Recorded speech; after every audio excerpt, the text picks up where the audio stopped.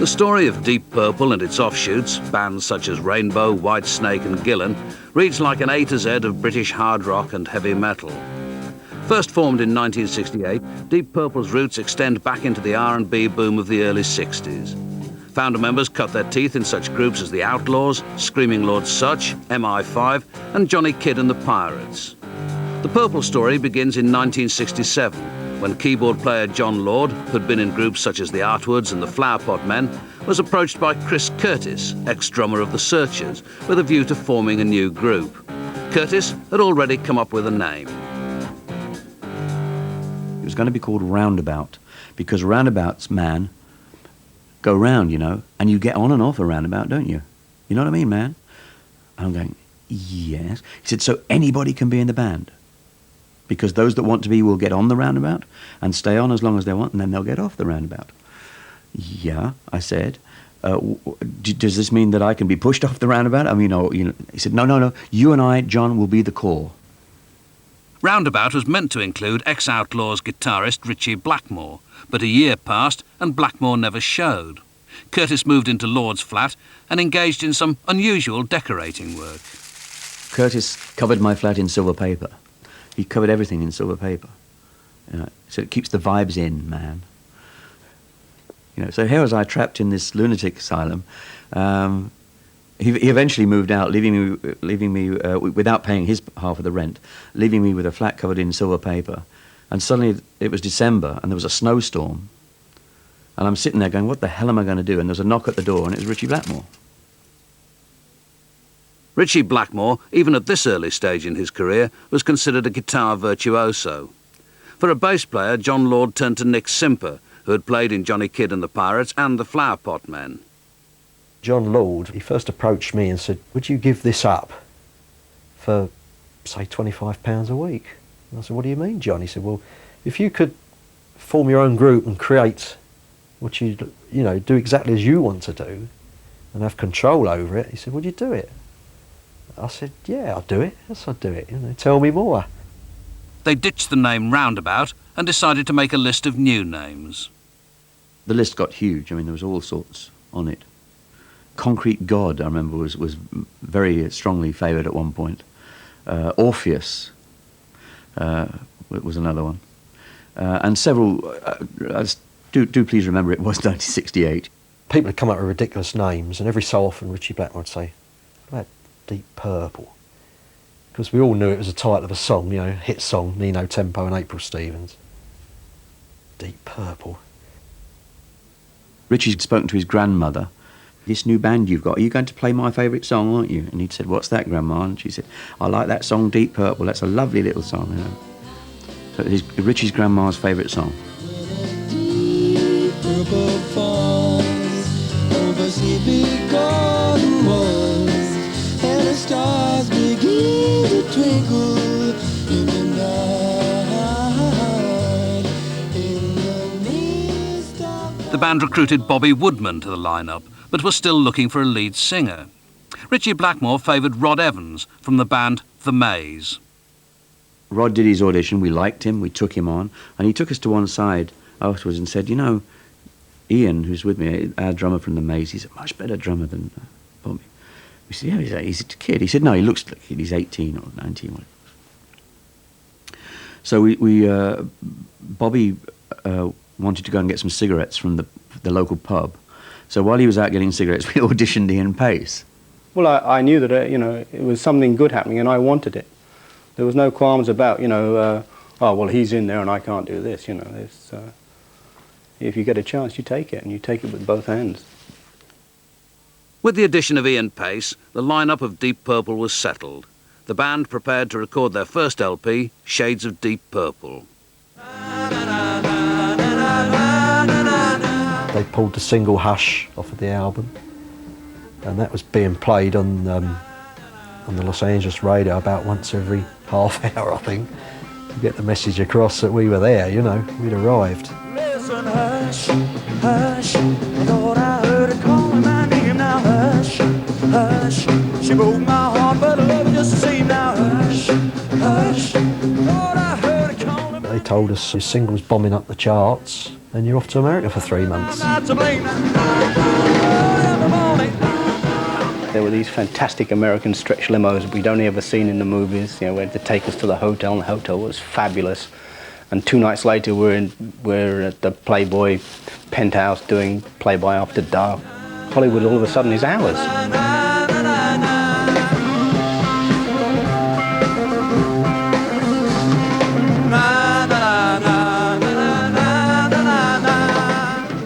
This lineup of Deep Purple recorded 3 LPs, but pretty soon the cracks began to appear.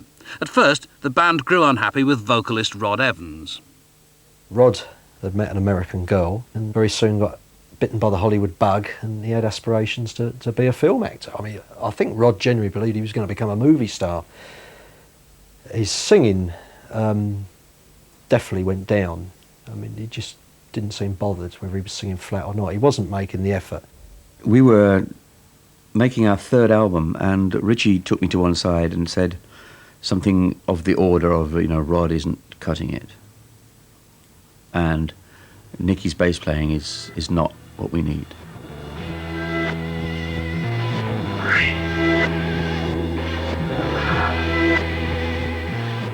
While Nick Simper and Rod Evans were unaware of what was going on, Richie Blackmore and John Lord went in search of a new singer and bass player. Richie got in touch with Mick Underwood, an old acquaintance. Mick played drums in pop group episode 6 and recommended they check out lead singer Ian Gillan. Richie didn't pitch up at many of our gigs, you know. Yes, he'd come to check him out.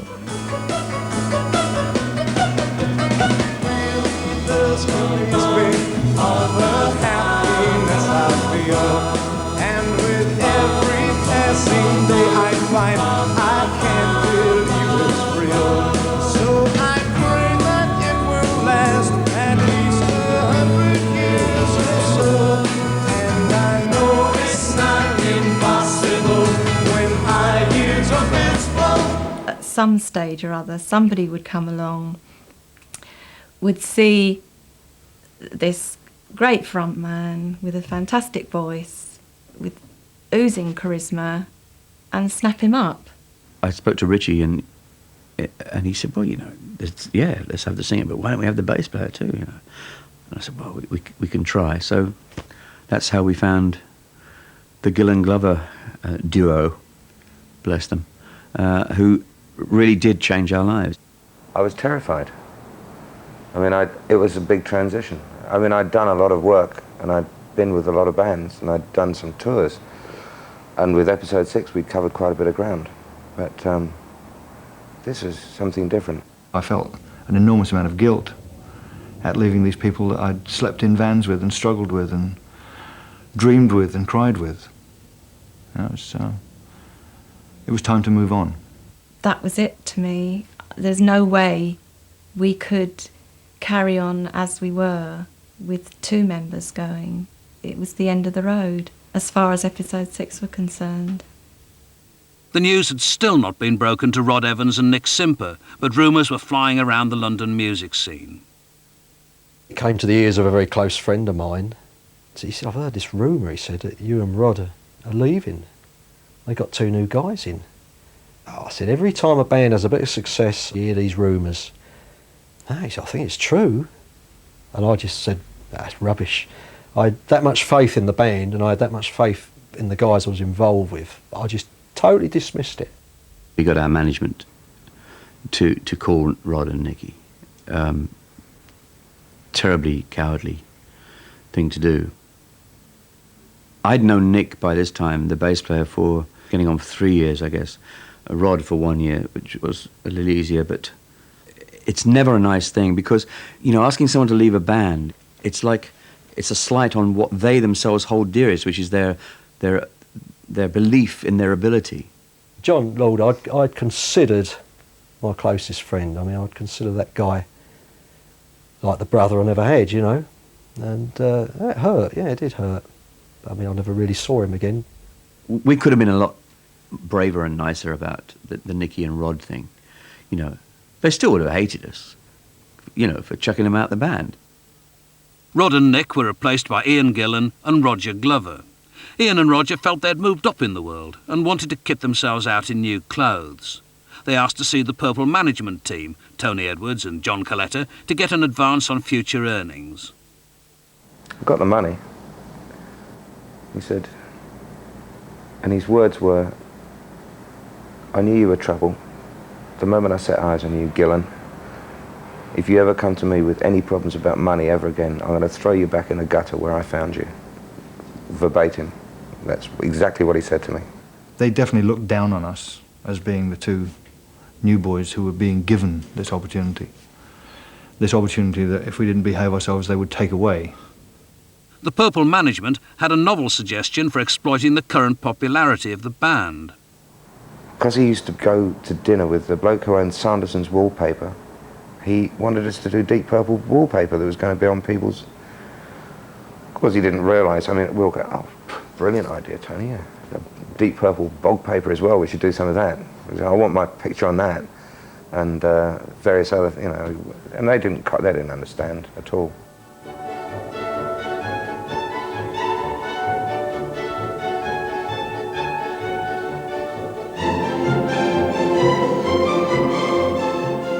The first recording project the new lineup was involved in was John Lord's fusion of rock and classical music, the Concerto for Group and Orchestra. We suddenly had the Royal Philharmonic, the Albert Hall, and Malcolm Arnold, you know, one of England's greatest living composers, involved. And it was about, I don't know, 12 weeks to go. I used to come back from a gig to my flat in Fulham and start work. I used to work through till 8, 9 in the morning, and then sleep during the day, and then off to the gig. Now, the rest of the band were not amused. First of all, there was a wave of anti-concerto feeling. Started by Richie, and I went along with it. It was very early days in the band, and I saw some sense in what Richie was saying. He said, this is going to detract from what we're doing on our album. This is going to detract from the rock stuff. This is going to make people confused. Ian Gillan, too, he sang beautifully, but he only wrote the words, like, I think, the day before the concert. You know, I've been asking him for weeks to write the words for the middle movement. I'll get to it, I'll get to it, I'll get to it. And he wrote them the day before. If you listen to the words, they are about him standing there in front of an orchestra when he wants really to be in a rock band. And how can I do this? You know, I don't know what I'm doing here. Get me out of this. Help. What shall I do with the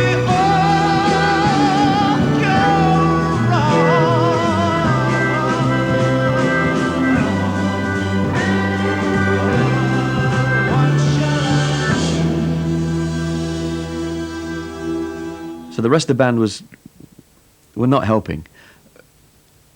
But at the end of that night, you could have put their 5 smiles together and spanned the River Thames. The next day, the papers were full of us, and it was really a press explosion. And John Lord suddenly became the main writer and main composer of the band, which really got up the noses of everyone else in the band, because he wasn't the main writer, the main composer, or even the leader, all of which he was touted as. And Richie in particular got very bitter about that. It happened in London. It happened in the Royal Albert Hall. The world premiere of the Concerto for Group and Orchestra by John Lord. If there was any jealousy as such, I believe the jealousy stemmed mostly from Richie. There's this kind of eminence grise in the corner, you know. I always imagine him on a perch, you know, like sort of peering. I mean, this guy's been part of my life for a quarter of a century, damn it, and I'm still, you know, esteemed at some of the things he did. After the Concerto, Deep Purple went on to have a hit single with Black Knight. It was created one evening in a recording studio when Richie started playing around on the guitar. When he started playing, do-do-do-do-do-do-do, hey, but we were drunk, you know. That's all right, let's do that. He said, no, we can't do that. That's Ricky Nelson's Summertime I was playing. Oh,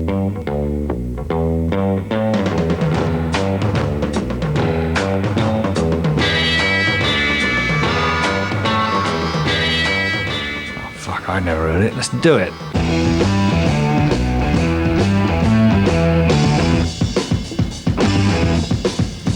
Where should we go from here? Let's do, let's go to the A. Okay. What was it? A stop and back to the riff again. Okay.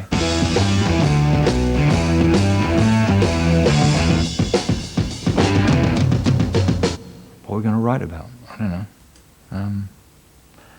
He said, what about that old Arthur Alexander number we used to do in episode 6 called Black Knight? It's a blues soul record, I can't remember now.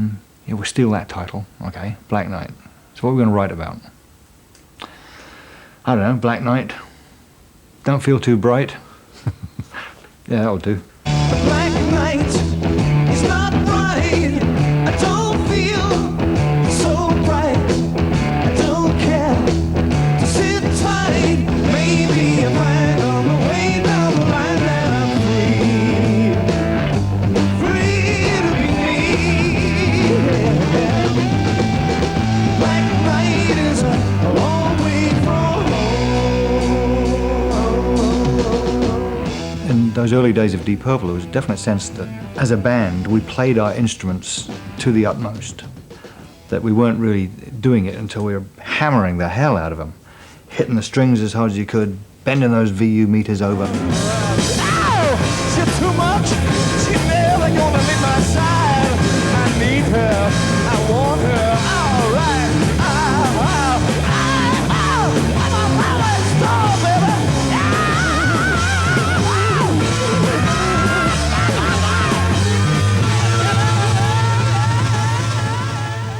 The band embarked on a period of frantic touring and recording, a period which saw them at their height both commercially and artistically. But relationships were beginning to fray. The main antagonists were guitarist Ritchie Blackmore and singer Ian Gillan. The last year of the band's life before 73, I don't think Ritchie or Ian Gillan spoke one word to each other. I mean, I didn't particularly plan on having fights with him or anything like that. But, you know, I couldn't tolerate it. Couldn't allow this to happen. They became two poles, because the more one would do it, the more the other would do it. And the more one got away with it, the more the other one was determined he was going to get away with it. If you feel bad, oh Lord, I bet you have. Things came to a head when Ian Gillan wrote his resignation letter while on tour. I've never really understood what actually pushed him to sit down and write that letter. To walk out of a band at that peak would seem stupid, but I couldn't find any other way to do it. I couldn't talk to anyone. No one would listen. No one would say, shut up. It was the biggest shame in rock and roll, ever. God knows what we would have been, you know, over the next 3 or 4 years. We were writing so well. I must have been pretty impossible for no one to come up and actually put an arm around me and say, you know, I'm sure we can work this out. I was the youngest guy in the band, you know, and I just wanted to keep on playing. I didn't care about anything. I didn't care about how the other guys felt. I didn't care about how much money we were earning, when the tour started, when it finished. Okay, you're in America tomorrow. Okay, I'll be there. I had no concept of anything other than just going out and enjoying myself. Ian Gillan was determined to leave, but his departure led to more upsets than just the loss of a lead singer. Richie came to me and said, well, you know, like, if Ian's going, we might as well get rid of Rog. What? You know, well, he's... You know, why don't we get a... Look, we're going to go for a new singer, one who sings more bluesy. Aren't we? And I said, whatever. You know, I mean, why don't we get a bass player who sings too? Then we can have harmonies. Again, I think that was more of a Ritchie decision, that. When Ian went, decided that Roger should go. And I suppose that Ritchie, being one of the elder statesmen of the band, together with John and I, just sort of felt, well, that's the way you want it, that's the way to do it. I don't know where I was really. I was extremely hurt. And I wanted to prove to them that that even if they couldn't, at least I'd be a gentleman about it, and I'd commit myself through to Japan. And I was also hereby handing in my notice. I wasn't going to wait to get fired or eased out or anything. I said, sod it, I don't need this. And withdrew into myself.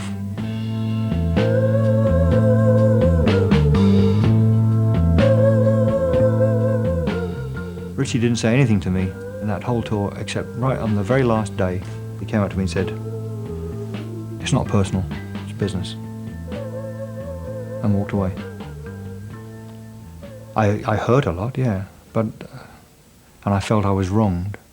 But I felt I'd been wronged more by Ian Payson and John Lord than by Richie. Strange. And again, cowardice came in, and I went with the flow, you know. If I look back, if I'd have stood there and said, "No way, you know, come on," and he'd said, "Well, I'm leaving," and then we'd say, "Well, fine, leave." Who knows, again, what would have happened? You know, if ifs and ands were pots and pans.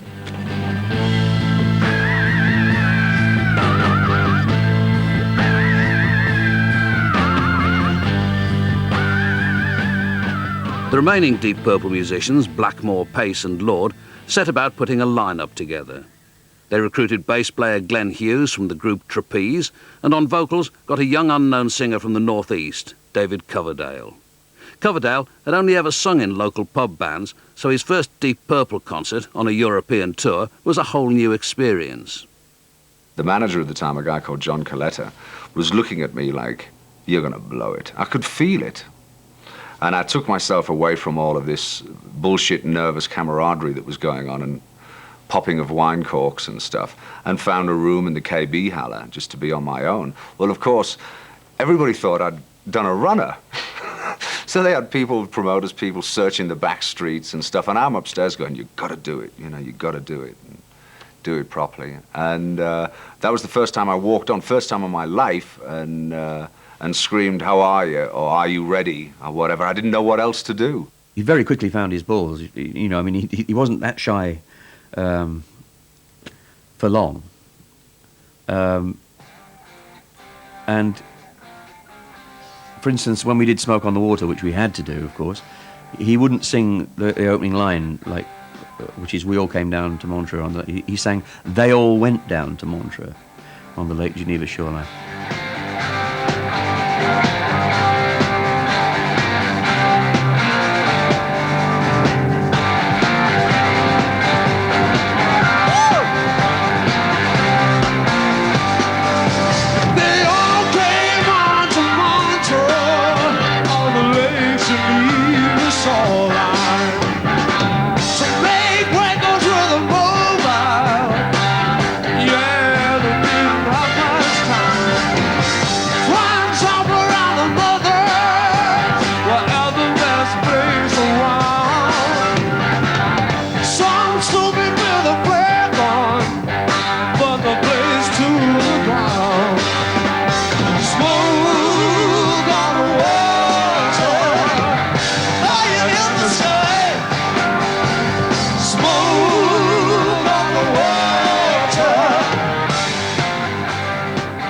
Both Glenn and David were new boys and they did exactly what they were told.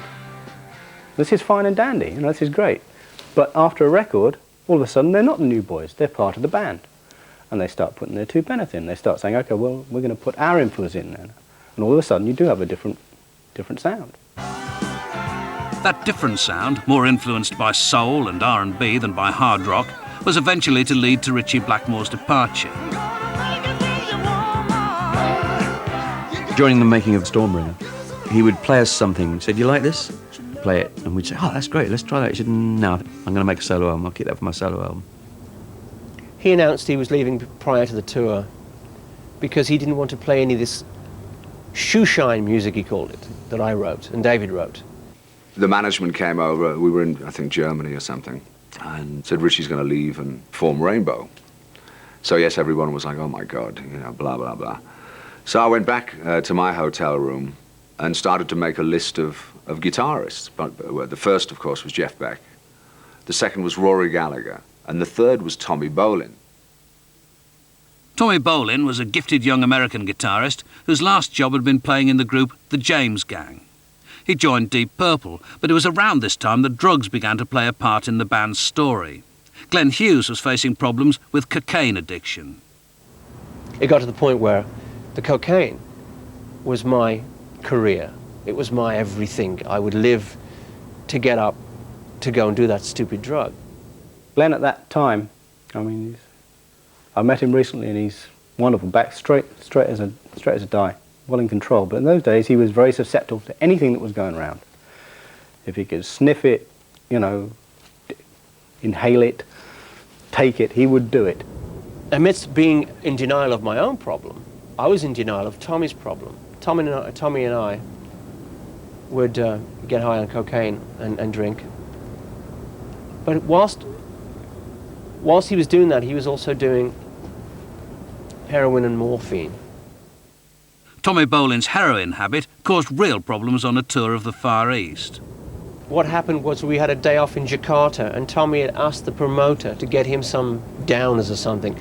He got him some liquid morphine. I don't know if he injected it or swallowed it or whatever, but he fell asleep on his arm. He was actually basically paralysed. All he could do was play a bar chord. So he had to tune the guitar to a major or minor chord, whatever he needed.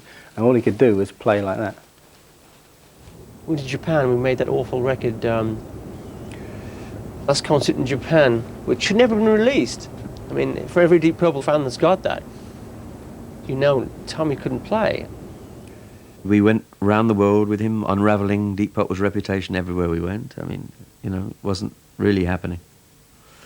Glenn was singing more and more like Stevie Wonder every minute of the day, and Tommy was forgetting arrangements and bumbling around the stage, smiling a lot. In March of '76, we were playing, I guess it was the Liverpool Empire, and I came off the stage and I went up to Pacey and I said, I can't do this anymore. This is, the band I love is falling apart in front of my eyes. I can't do this anymore. Ian Pace and David Coverdale agreed with John Lord, and Deep Purple decided to call it a day. 8 months later, in December 1976, guitarist Tommy Bolin died of a heroin overdose.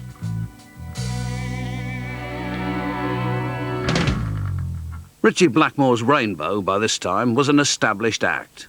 In 1978, Blackmore asked ex-Purple bass player Roger Glover to join him. Glover had been producing and writing since he had left Purple in 1973. He was surprised by the offer because it had been Blackmore who had got rid of him all those years ago. Somehow this was his way of saying he was wrong, or he had been wrong.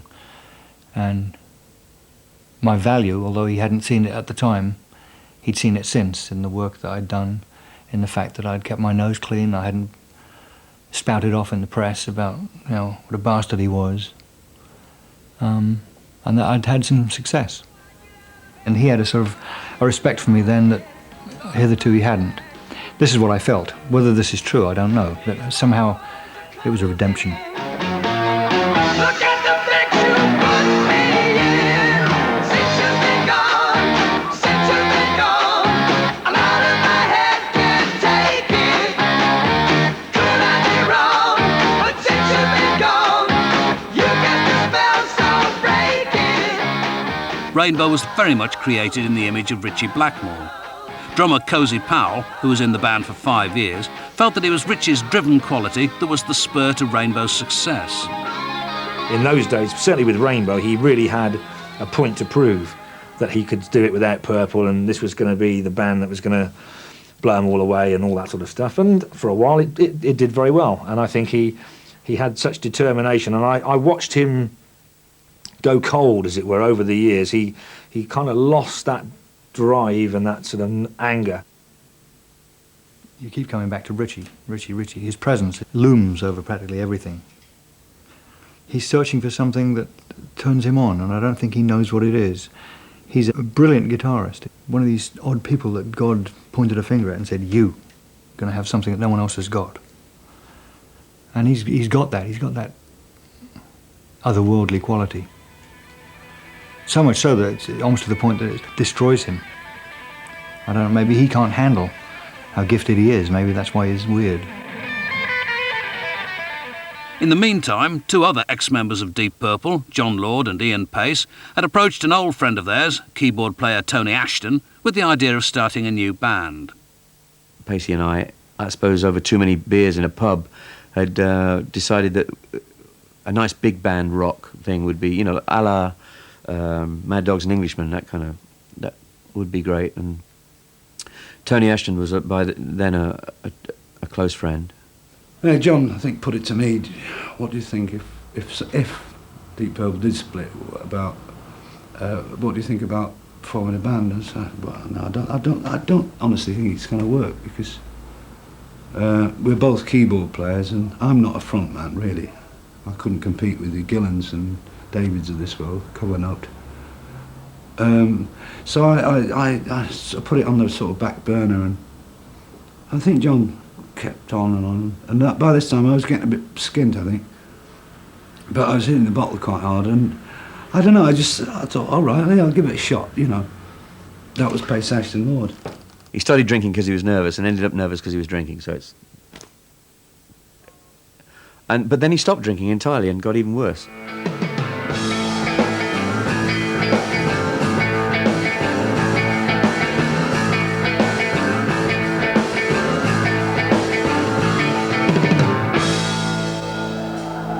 I was strutting down the road on very dark. I was blown to the gills of feeling right. Wind was howling and the rain was coming down. Pace, Ashton and Lord did not last long. At a prestigious London concert in the Rainbow Theatre, Tony Ashton fell off the stage into the orchestra pit. Shortly after, the band broke up. It wasn't his fault. We took him out of his area of expertise and tried to make him something he wasn't, which was a shame. Another more successful offshoot of Deep Purple was the group Whitesnake, brainchild of singer David Coverdale. In the late 70s, hard rock was out of critical favour and punk was in. But Coverdale discovered on his first tour that there was still an enthusiastic audience for his type of music. I booked what was called a Back to the Roots tour, because I didn't think I had any choice. So we booked all, you know, these little clubs and stuff, and there were more people outside than inside. We played places, Wolverhampton, the Lafayette Club, which, you know, loads of musicians will know about, and David went out and punched his hand in the air and said good evening and put his hand through the ceiling, you know, things like that. So that's how small these places were. It was tough, because all the people I was working with were expecting, you know, the sun to shine out of my superstar arse, which it wasn't. Nobody was backing me. The Purple management didn't have a clue what to do. From this difficult beginning, Coverdale began to put together a successful lineup. He recruited ex-Purple colleague John Lord. I formed this band, and we need a keyboard player. No, I'm sorry. I've given it up, David. I'm just gonna write. And phone call after phone call after phone call. You know, please come out and play. You know. John joined Whitesnake. The Deep Purple connection was made stronger when Ian Pace arrived on drums.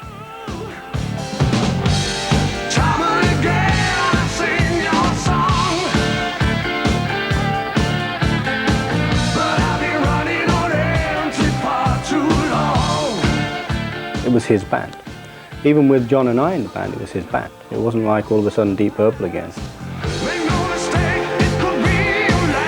David had very, very much changed since he auditioned for Purple in 1973.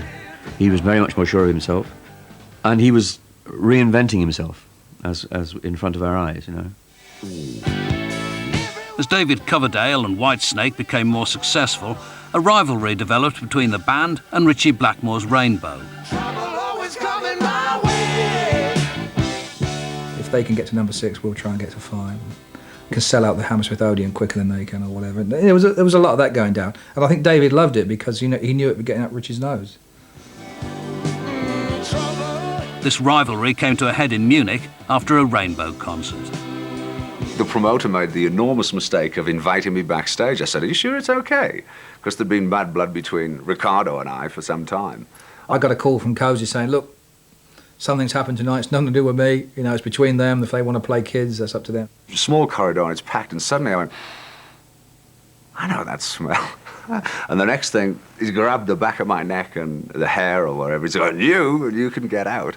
Fortunately, I got a swing round and stuff, and everybody was like, "Oh, no, what do we do? Interfere with Ritchie Blackmore and David Coverdale having a fight?"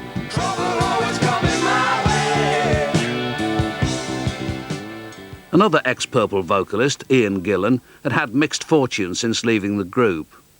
After the demise of the Ian Gillan band in the late 70s, he formed a new group, this time simply called Gillan, teaming up with his old Episode 6 colleague, Mick Underwood. The band were just on the verge of UK success. everything was right at the right time. The chemistry of the band was correct. The time was right for that chemistry to work. It was looking good. We had a great tour. We'd finished the album. I couldn't get a record deal anywhere. The band eventually got a deal with a small record label, Acrobat. So they put the album out, and it went to number 12 in the first week. And then I got a phone call from Phil, the manager, said, got some bad news for you. Acrobat's just gone bankrupt, and they haven't paid their bills at CBS or something like that, and they won't press any more records. And so the album's disappeared out of the charts. The album was such a success so quickly, they couldn't cope with it, and they actually didn't exist anymore. We actually signed with Virgin then, and had 3 #1 albums after that. Living wild and fueling my own desires. I was a wild man, drinking, smoking, and messing around with women. Lots of women, no, not swimming. Women. I wanna go to heaven. The place to be is right up there. I wanna go to heaven. The success enjoyed by the Gillan Band in the end caused their downfall. The reason was a falling out over money. I got fed up with the rest of the guys moaning and groaning about too much touring, moaning and bitching every time there was a check late, because we were Brassic, moaning and insinuating that the books were being fiddled. I found it particularly difficult with Ian because of, I guess, our relationship, really. I mean, we went back such a long way. To be honest with you, if it had been in any other band that I joined that was successful like that, I would have insisted on contracts and all sorts of things written down. Sad, really, because Mick Underwood was a good old friend of mine. I always got on with Mick in Hounslow. We did have a little disagreement. Ian's next career move came as a surprise to most people. He joined Black Sabbath, one of the founding bands of heavy metal. We met Ian in the Bear in bloody Oxford, and that was it. We never. I don't even really remember us getting together. We just sort of got drunk and were there all day in the pub, and then we were a band. I had a phone call from Phil the next day saying, you know, Ian, if you're going to make major career moves, I think we should discuss things first, you know, because I said, what are you talking about? He said, Black Sabbath. I said, what are you talking about? He said, well, apparently yesterday you agreed to join Black Sabbath for a year.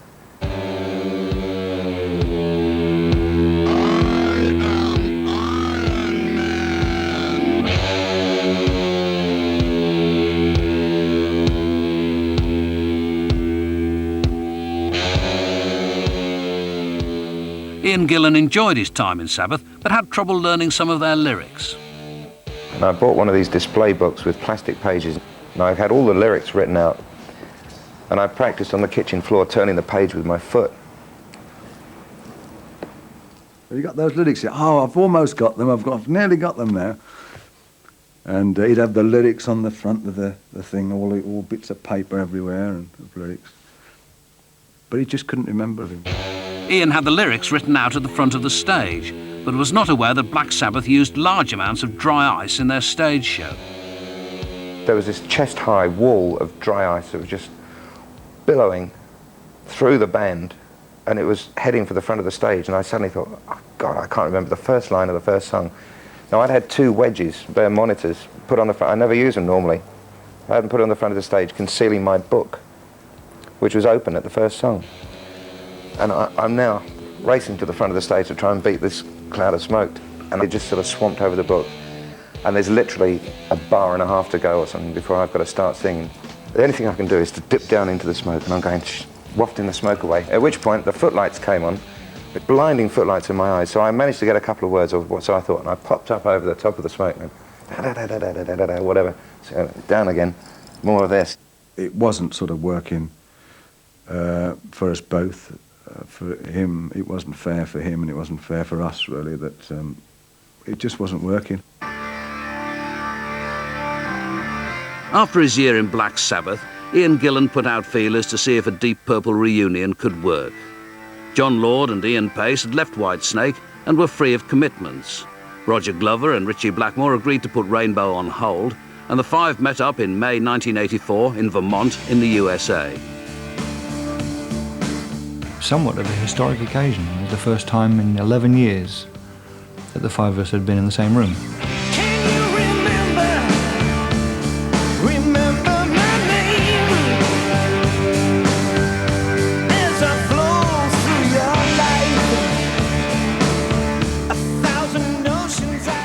It was weird, you know.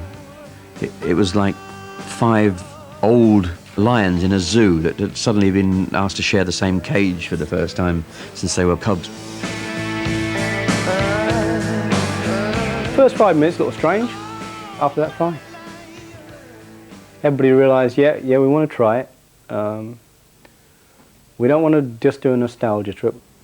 After all the bitterness and enmity and friction, stupidity and years of relentless hate, it was great to see various members in 2s and 3s sitting in the pub in Vermont. We were up in Stowe in Vermont, away from everything. Just getting together and laughing about old times and forgiving each other. After this honeymoon period, old antagonisms came to the fore again.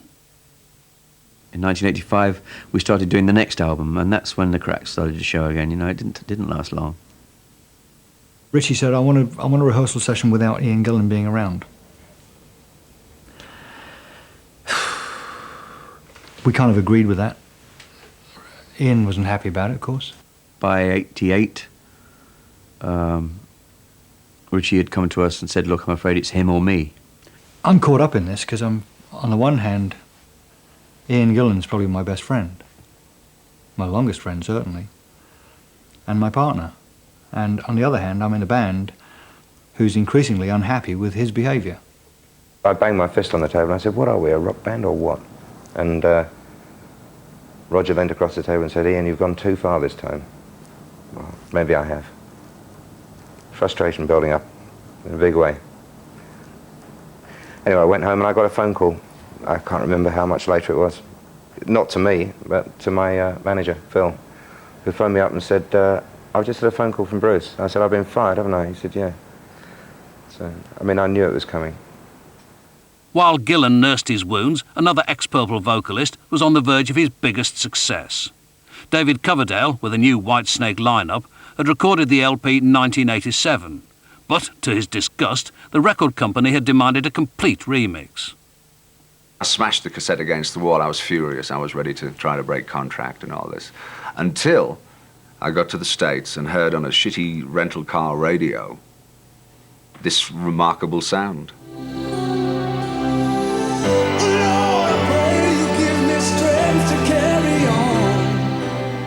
Whitesnake enjoyed incredible success in the States. The album sold over 8 million copies. David Coverdale moved his operations to America. Here I go again on my own, going down the only road I've ever known. The videos made a big difference, you know, the ones with the girl in. I think that gave the whole new Whitesnake image. I remember guys coming in, have you seen the new Whitesnake video? And I'd say, no. And it wasn't like how great the song is, or what they said, oh, you should see the girl in this video.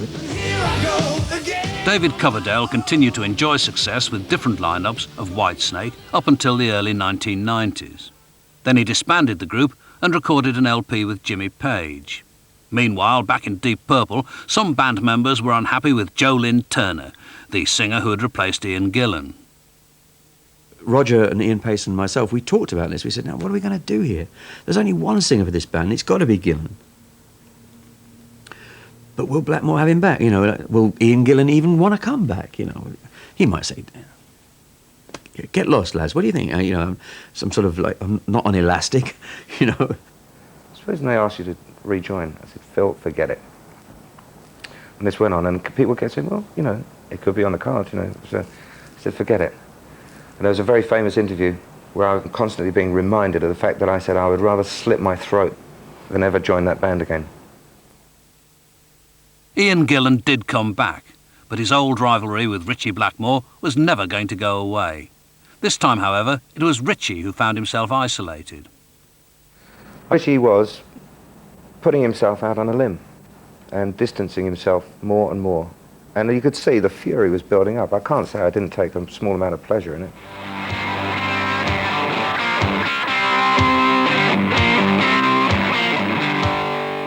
On a European tour in 1993, Blackmore sent a note to all members of the band saying he'd had it with Deep Purple. We got this rather scrappy handwritten piece of paper in Prague, I think it was, saying he couldn't stand Ian's unprofessional attitude and he was leaving the band. I went to see the crew and I said, look, just because the banjo player's leaving doesn't mean to say the tour's cancelled or we're going home. Leave everything as it is, tour goes on. You know, he's got a bloody cheek saying that, you know, just because he's leaving, the tour's cancelled. I really, really, really don't know what made Blackmore suddenly decide to do it. I mean, it's obvious to me he doesn't like what the band is with Ian Gillan in it. It's obviously not to his taste. So why have done it all these years?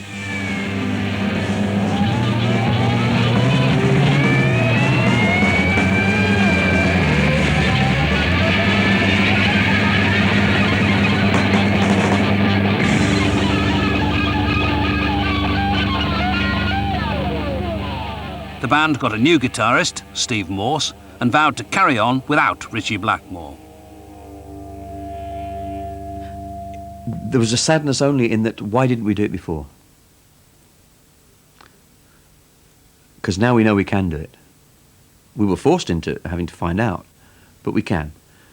Whether Deep Purple will ever again achieve some of the heights it had in the early 70s and in the the mid-80s, I don't know. And that's lap of the gods stuff, that is. But I certainly know one thing, is that I'm going to go through it feeling very, very happy about it.